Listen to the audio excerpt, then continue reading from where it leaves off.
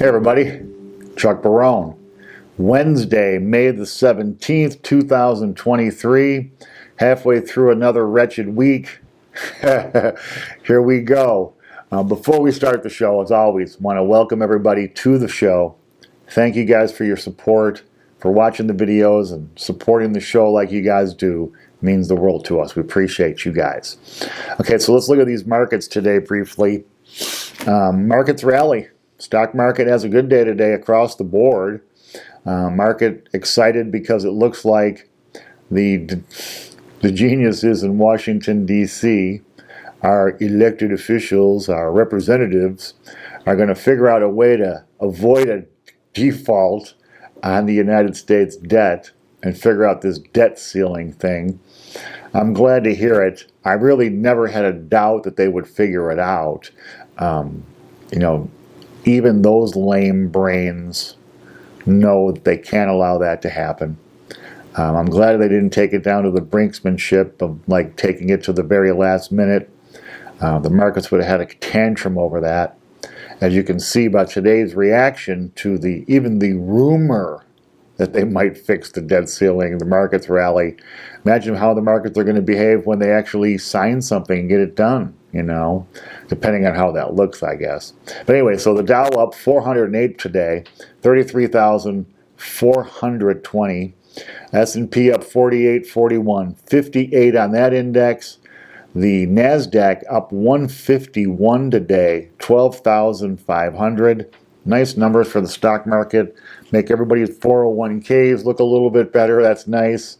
The market's in the face of all of this uncertainty, certainly holding up okay. You got so many mixed signals coming at the markets. You got, the high inflation, high interest rates. At the same time, you got the economy seeming to be going along okay, especially jobs and wages rising. So, the market holding up in the face of all of this, pretty impressive so far. The bond market today, though, not such a good day in bonds. Yields up again today. The 10-year up 3 basis points. Not a big move today, up to 3.58%. The 2-year up 8 basis points, 4.16%. So now we're spreading it out a little bit further. It had been contracting. The inversion there had been contracting, flattening out. Now back widening out again. That tells us not much, but it's just crazy to me to see the 2-year rate so much higher than the 10-year rate. Somebody got to explain to me who's buying 10-year bonds when you can get a better rate and not commit your money. Commit your money for 2 years rather than 10, and you get rewarded for that with a better rate. Make me understand why anybody's buying 10 years right now. Dollar today up very small, not a big move in the dollar, 102.88 on the index, creeping toward 103 though. Dollar gaining a little bit of strength. Not bad news for Americans who have dollars in their pocket and have dollars in their banks. A strong dollar is good for people who hold dollars, right? Metals today, mixed day, not a good day for metals. Gold down $7.90 today. $1,981.20 for an ounce of gold today. Silver basically unchanged, $23.73 for an ounce of silver. Still pretty good numbers. I obviously would have liked to see gold stay above 2,000 and silver stay above 25 bucks. I believe that they're headed north of those numbers for sure. Time frames are hard, but the trend certainly would be, in my mind, bullish. This day doesn't mean much. It's the long term we're looking at, and buying a little bit of gold and a little bit of silver, especially silver right now at these prices, probably be glad you did down the road. Oil today up very small, up $1.88 per barrel, $72.74 for a barrel of West Texas Intermediate, right in that trough we've been telling you guys about. As long as it stays between 70 and 75 bucks, which is where it seems to be comfortable, we can expect to see some consistency at the gas pump. Oil companies certainly gouging the crap out of us, but they got to make their profits and their stockholders got to be happy. So, but as long as it's in that trough, we're not going to get a big spike in gas prices, and that's what we're looking out for, right? Bitcoin today up $366 27,345, a decent day for Bitcoin. Still holding its own, man. I saw a new article in Barron's. I'll have to get to that a little later about Bitcoin and its prospects. A couple other publications putting information out about, not only Bitcoin, but, all the cryptos. So we'll see where that goes. I'm learning a little bit more about it all the time. Still would not, there's so many of you guys watching this that know more about it than I do, but interesting to see the values holding up.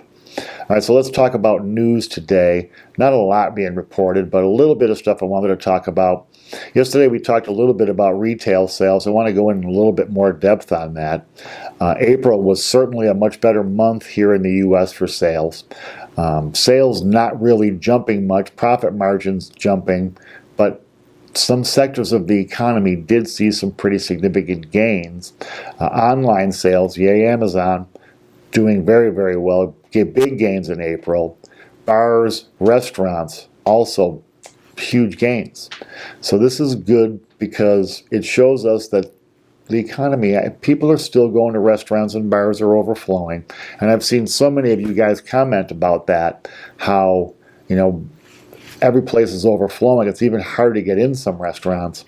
Well, that means the economy is still going okay. And even with high debt levels that everybody's carrying right now and very low savings, sadly, consumers are still spending, man. So whatever they have, they are spending it. I guess let's keep the violins playing while the Titanic goes down. But I saw today that home builder sentiment jumped to its highest level in 10 months. Home builders feeling a little more bullish about real estate.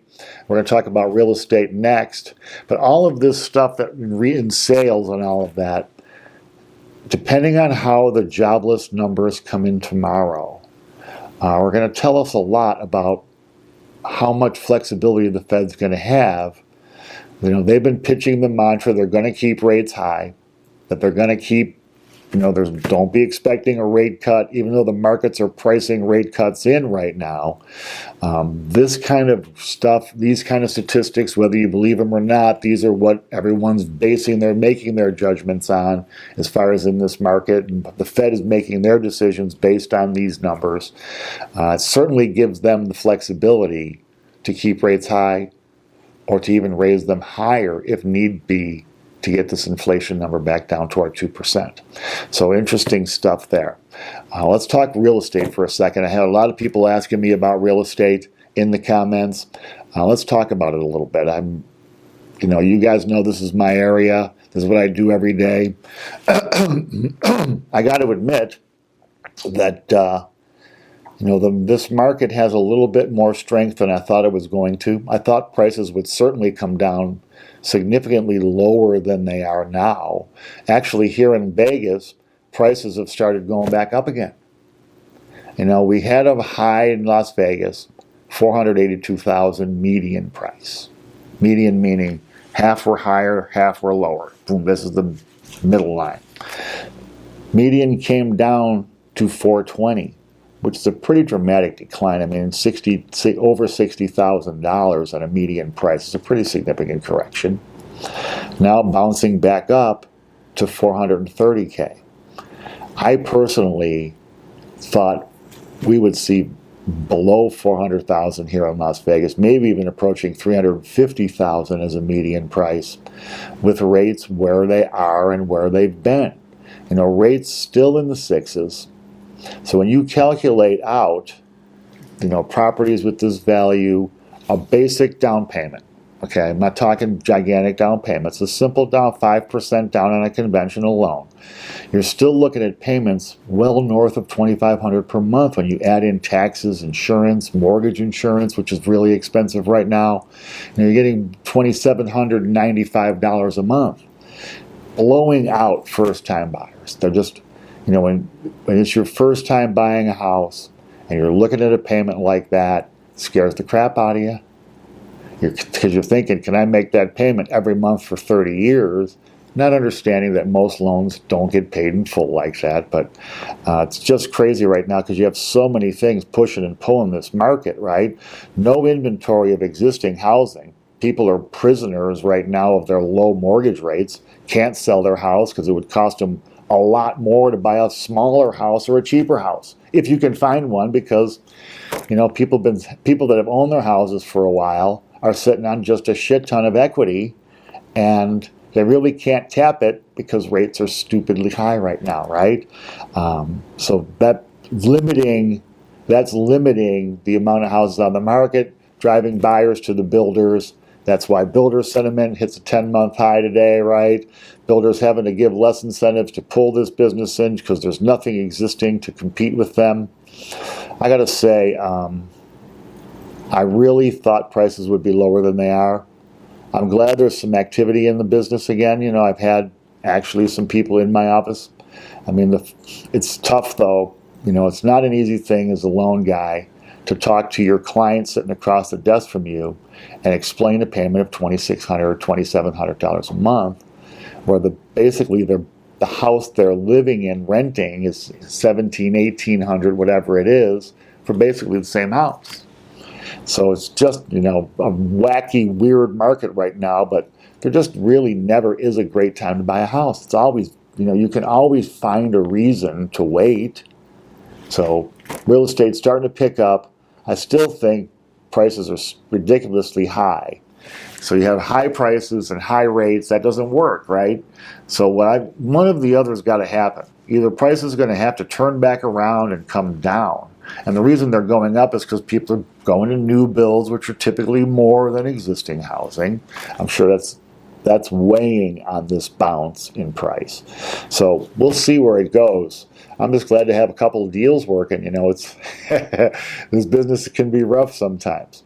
All right, and before we close today, just a quick thing. I talked a little bit yesterday about debt slavery, how the public is angry about it, how the real power in this country, it's not the politicians, guys. Let's stop talking about red team, blue team, Biden, Trump, Senate, Congress. They're just, all those guys are beautiful, youthful idiots, bought and paid for by the real power in this country, the billionaire class and the massive corporations. Those are the guys that call the shots. Those are the guys that write the laws. Those are the guys that make the rules. And what they're trying to do, it's a pretty simple thing. They own everything, right? The stuff you're buying, they own the producers of that stuff. They want you to continue buying as much of their stuff as they possibly can. And the easiest way to do that is to let you buy stuff with money you don't have yet, i.e., go into debt to buy stuff. Well, they want you on this debt treadmill. I call it debt slavery. You can call it a debt trap. You can call it, there's 1,000 different ways to describe it. But what they want basically is drones who go to work their butt off, highly productive, get paid on Friday, and then proceed to spend that paycheck paying off debt to the very people that they're paying them the money, that are paying them the money to pay that debt with, right? Guys, no one is coming to save you from this. They're trying to drive everybody into it. It's working like a charm. Almost 70% of Americans don't have $400 put away, man. And everybody's got a credit card. Everybody's got credit card debt. Guys, only you can save yourself. You got to be aware of this. Don't let them pull you into this. It's a miserable life with no freedom, no flexibility, and no fun. Freedom, real freedom, is not owing the man. Freedom is being able to hold your money or spend it on things you want now, not stuff you bought last year. So please, guys, take our advice, man. Hold your money tight like it's your wife, like it's your mom, like it's your best friend. But don't let that money slip through your fingers. It's like sand in your hands. If you're not careful, it just slips through. Don't let that happen, man. Hold your money, buy gold with it. If you have to spend that money, buy something of value that you're going to have. So be thoughtful spending your money, right? Don't add on new debt. I mean, in my mind, the only real debt a person should have is a mortgage on a house, because it's pretty hard to buy a house for cash at $430,000. So try to get rid of that credit card debt, though. That's the murderer. That's the one that can get away with these usury rates, 26%, 20. I've seen credit cards now over 30%, depending on your credit score. Guys, get out of the debt trap.